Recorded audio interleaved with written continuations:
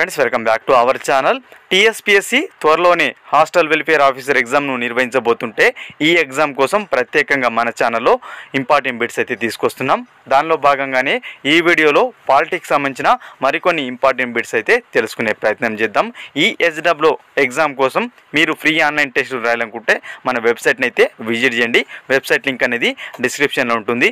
లేదన్నట్లయితే గూగుల్లో telugueducation.in అని search చేసినట్లయితే మన వెబ్సైట్ వస్తుంది. మన వెబ్సైట్ హోమ్ పేజీలో ఆన్లైన్ టెస్ట్ అని సెక్షన్ ఉంటుంది. ఆ సెక్షన్లోకి వెళ్ళినట్లయితే మీకు టాపిక్ వైజ్ ఆన్లైన్లో అయితే ఫ్రీగా ప్రొవైడ్ చేయడం జరిగింది. అక్కడ నుంచి మీరు రాసుకోవచ్చు. అదేవిధంగా ఈ ఎస్డబ్ల్యూ ఎగ్జామ్ సంబంధించిన ఫ్రీ పీడిఎఫ్ ఫైల్స్ పొందాలనుకుంటే టెలిగ్రామ్ గ్రూప్లో జాయిన్ అవ్వండి. టెలిగ్రామ్ గ్రూప్ లింక్ అనేది కూడా డిస్క్రిప్షన్లో ఇస్తాను. వీడియో కనుక నచ్చినట్లయితే తప్పకుండా లైక్ చేసి షేర్ చేయండి.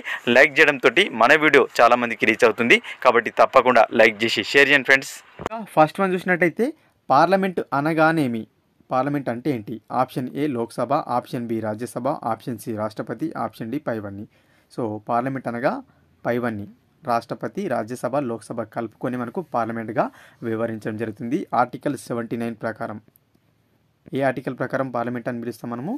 79 ప్రకారం లోక్సభ, రాజ్యసభ, రాష్ట్రపతి కలుపుకొని పార్లమెంట్గా పిలవడం జరుగుతుంది. ఎందుకంటే ప్రతి శాసన ప్రక్రియలో రాష్ట్రపతి పాల్గొనడం ద్వారా మనకు పార్లమెంట్లో రాష్ట్రపతి ఇంక్లూడ్ అయి ఉంటాడనమాట.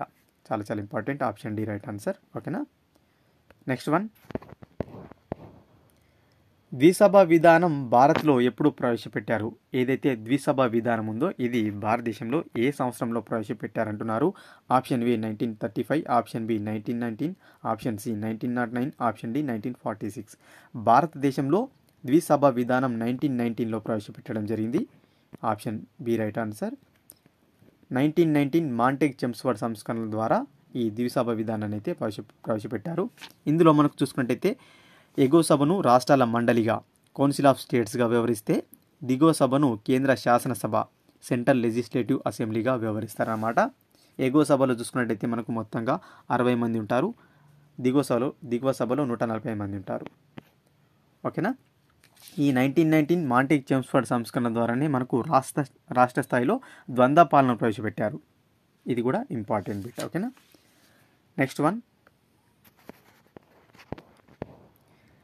లోక్సభ నిర్మాణం గురించి సరైనది. సో క్రింది ఇచ్చిన వాటిలో లోక్సభ నిర్మాణం గురించి సరైన అంశాలు ఏవి అంటున్నాడో? ఆప్షన్ ఏ లోక్సభలో గరిష్ట సభ్యుల సంఖ్య 552 కరెక్టే. ఆప్షన్ బి లోక్సభలో ప్రస్తుత సభ్యుల సంఖ్య 545 కరెక్టే. ఆప్షన్ సి ఇద్దరు ఆంగ్లో ఇండియన్లను రాష్ట్రపతి నామినేట్ చేస్తాడు కరెక్టే.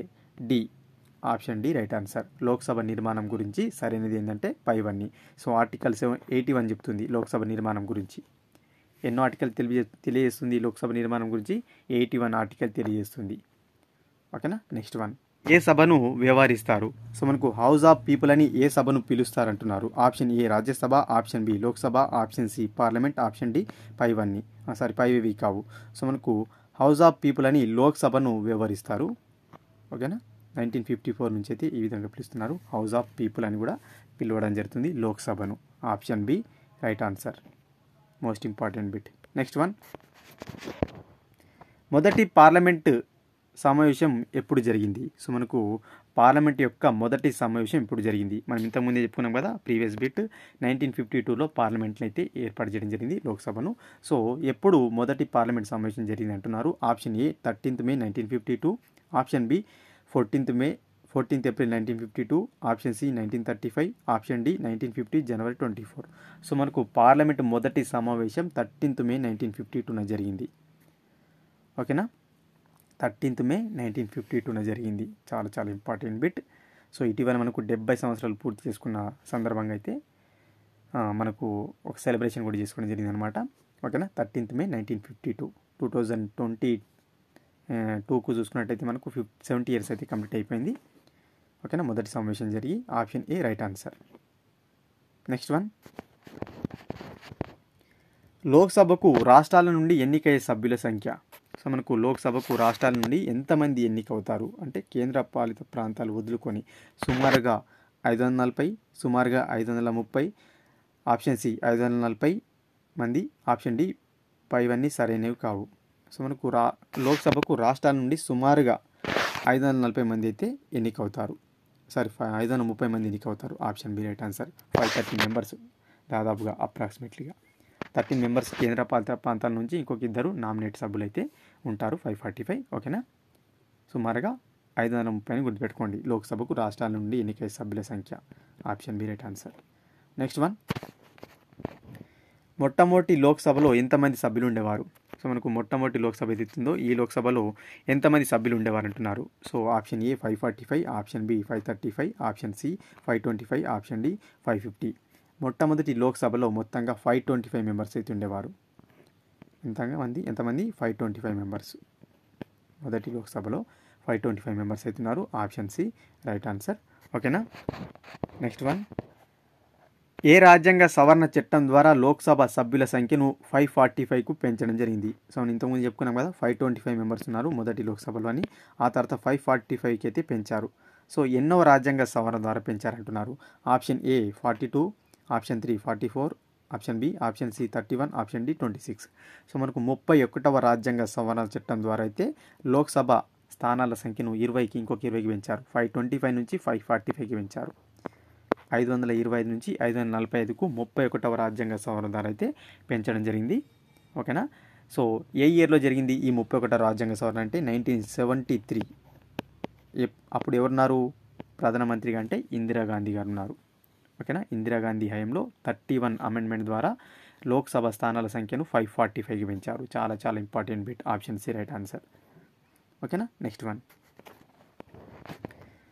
ప్రస్తుతం ఉన్న లోక్సభ స్థానాల సంఖ్యను 2026 వరకు ఏ రాజ్యాంగ సవరణ చట్టం ద్వారా స్థిరీకరించారు? సో మనకు చూసుకున్నట్టయితే ప్రస్తుతం అయితే లోక్సభ స్థానాలు ఉన్నాయి. సో ఈ లోక్సభ స్థానాలు అనేవి 2026 వరకు అయితే అంటే 2026 వరకు అయితే ఏ రాజ్యాంగ సవరణ చట్టం ద్వారా స్థిరీకరించారు అంటే పెంచకూడదు. 2026 వరకు అయితే లోక్సభ స్థానాల సంఖ్య అయితే పెరగదు. ఏ రాజ్యాంగ సవరణ చట్టం ద్వారా దీనిని స్థిరీకరించారంటున్నారు. ఆప్షన్ ఏ 84వ రాజ్యాంగ సవరణ, ఆప్షన్ బి 81వ, ఆప్షన్ సి 95వ, ఆప్షన్ డి 44వ. సో ప్రస్తుతం 2026 వరకు అయితే లోక్సభ స్థానాలు పెంచడానికి వీల్లేదు. ఏ చట్టం ద్వారా అంటే 84 అమెండ్మెంట్ ద్వారా 84వ రాజ్యాంగ సవరణ చట్టం ద్వారా అయితే మనకు లోక్సభ స్థానాలను పెంచకుండా స్థిరీకరించారు. ఓకేనా. 2026 వరకు అయితే పెంచరు. ఈ క్రింది వాటిలో గాంధేయ సూత్రం కానిది ఏది? సో మనకు ఈ క్రింద ఇచ్చిన ఆప్షన్స్లలో ఏది గాంధేయవాద సూత్రం కాదని అడుగుతున్నాడు. మనం ఇంతకుముందే చెప్పుకున్నాం కదా ఈ ఆదేశిక నియమాలను 4 రకాలుగా అయితే వర్గీకరించాం.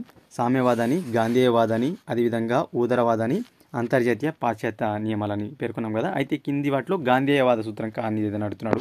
ఆప్షన్ ఏ గోవధ నిషేధం కరెక్టే. ఆప్షన్ బి కుటీర పరిశ్రమల ప్రోత్సాహం కరెక్టే. ఆప్షన్ సి గ్రామ పంచాయతీల ఏర్పాటు కరెక్టే. ఆప్షన్ డి దేశం మొత్తానికి సివిల్ కోడ్. ఇది కాదనమాట. ఆప్షన్ డి అనేది కాదు. ఇది గాంధేయవాద సూత్రం కాదు. ఇది ఉదరవాద నియమం కిందికి వస్తుంది. ఏది యూనిఫామ్ సివిల్ కోడ్ అనేది ఉదరవాద నియమం కిందికి వస్తుంది. Option D. ప్రస్తుతం మనం వింటున్నాం కదా యూనిఫామ్ సివిల్ కోడ్ అనేది. సో 44వ ఆర్టికల్ అయితే ఈ యూనిఫామ్ సివిల్ కోడ్ అయితే తెలియజేస్తుంది. చాలా చాలా ఇంపార్టెంట్.